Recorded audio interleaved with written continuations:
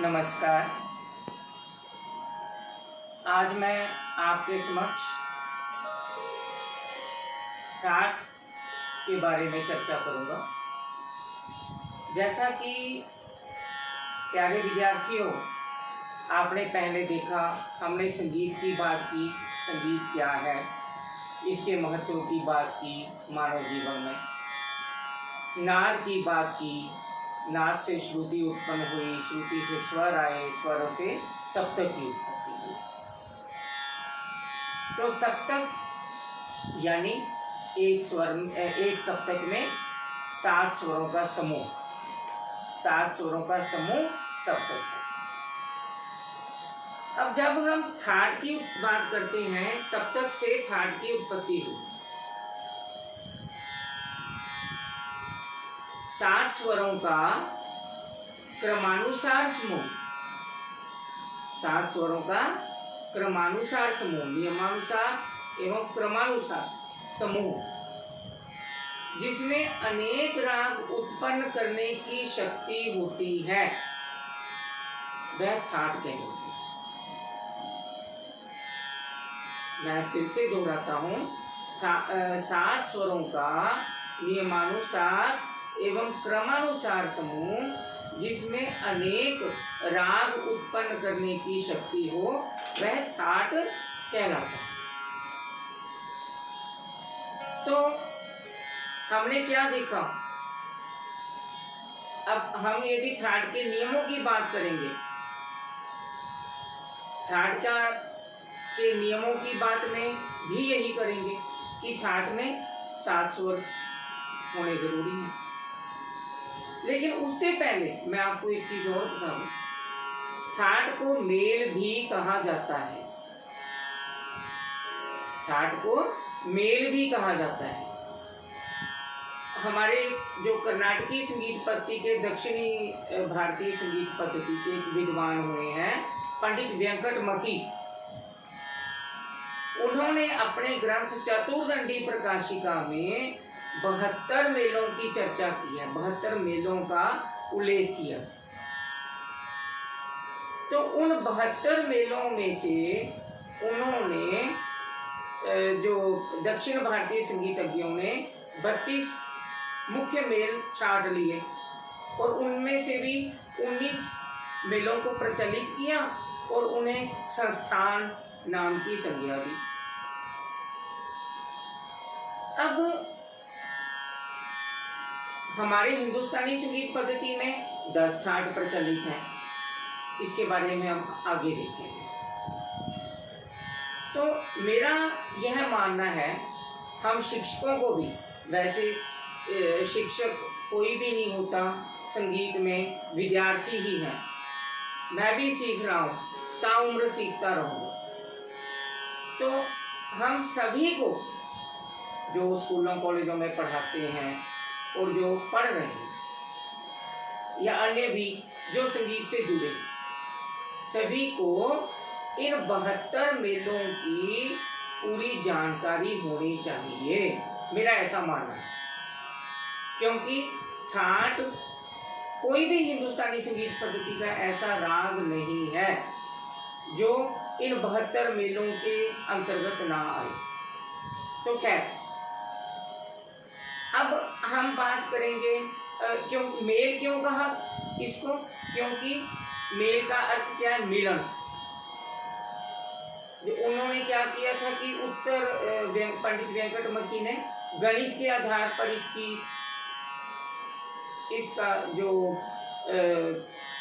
अध्ययन किया था, इसको उद्धृत किया था, या यूं कह सकते हैं कि इसको फिक्स किया था गणित के नियमों के आधार पर। जैसे इन्होंने सप्तक ना कह के अष्टक कह लिया था, सा कोमल रे शुद्ध रे माँ,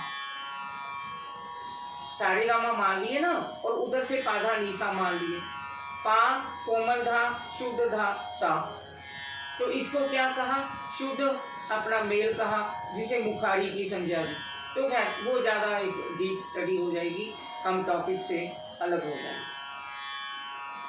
तो अब हम आते हैं ठाठ के नियमों की चर्चा करते हैं। क्या नियम है? जैसा कि हमने ठाठ की परिभाषा में देखा कि ठाट में सातों स्वरों का होना जरूरी है, क्योंकि यदि ये 5 या 6 स्वर वाला होगा तो वह 7 स्वर वाला राग उत्पन्न नहीं कर सकेगा। एक नियम क्या है ठाट का, कि ठाट में केवल आरोह का होना जरूरी है।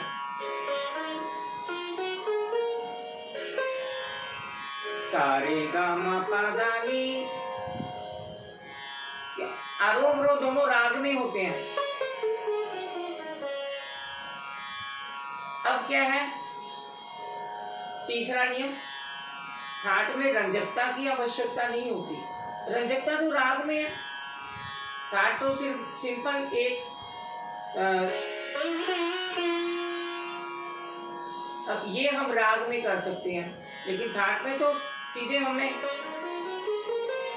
ये ले लिए आरोह के सातों स्वर शुद्ध, ये जो कि शुद्ध है। तो एक नियम क्या है कि ठाट में सातों स्वर क्रमानुसार होने चाहिए। अब ये नहीं, ऐसे नहीं हो। तो इसी तरह एक नियम क्या है ठाट में, कि ठाट गाया नहीं जाता, गाया केवल राग जाता। तो ये आपके सामने मैंने ठाट के कुछ नियम रखे। अब हिंदुस्तानी संगीत पद्धति के जो 10 ठाट माने हैं पंडित भातखंडे जी ने, वे 10 ठाट क्या हैं? शुद्ध का हमें पता है, ठाट बिलावल, सारे गामा पा धा नी। तो इसी तरह कल्याण तीव्र मध्यम, सारे गामा पा धा नी। खमाज, सारे गामा पा धा नी। ठीक है। अब ये कोई हम ये राग, यदि हम राग गाते तो राग की हम कहाँ से शुरू करते? नी सा गा मा पा धा, सा नी धा पा मा रे, तो ऐसे वो राग हो जाता। तो ठाट में सारे गा मा पा धा नी, ये खमाज हो गया। तो इसी तरह से ठाट काफी, सारे गा मा पा धा नी। तो हमने देखा बिलावल, कल्याण, खमाज, काफी। अब आसावरी क्या है? सारे गा मा पा धा, सा भी लगा लो, चाहे वैसे नी तक हम कहेंगे, या सा भी लगा लो क्योंकि आरोह तो है ही है। तो इसी तरह से अब भैरव क्या है? पहले हम थोड़ा उसकी बात कर लेते हैं, तोड़ी की बात कर लेते हैं। सारे गा मा पा धा नी, रेगा धा कोमल मा तीव्र। बिलावल में सभी स्वर शुद्ध थे, कल्याण में तीव्र मध्यम था, खमाज में नी कोमल थी, काफी में गानी कोमल, ठीक है। तोड़ी में रेगा धा कोमल मा तीव्र। पूर्वी क्या है? सारे गा मा पा,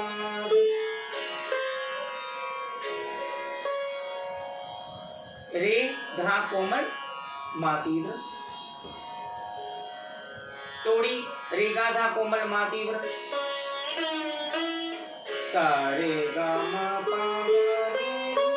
मारवा, सारे गा मा पा, तो रे कोमल मा तीव्र। तो अब कौन से रह गए? भैरव और भैरवी। भैरव क्या है?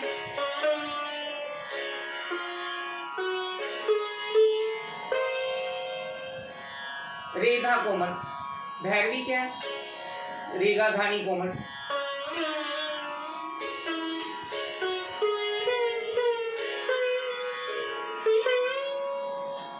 ये भैरवी। तो इस तरह से ये हमारे 10 ठाट हो गए। बिलावल, कल्याण, खमाज, काफी, आसावरी, पूर्वी, मारवा, टोड़ी, भैरव, भैरवी। तो कई राग ऐसे हैं, वैसे भारतीय संगीत के ये सभी राग जो विद्वान कहते हैं कि इन ठाटों में आते हैं, लेकिन कई राग ऐसे हैं जो इन ठाटों में नहीं आते। जैसे अब भैरवी है, उसमें 12 के 12 स्वर लगते हैं।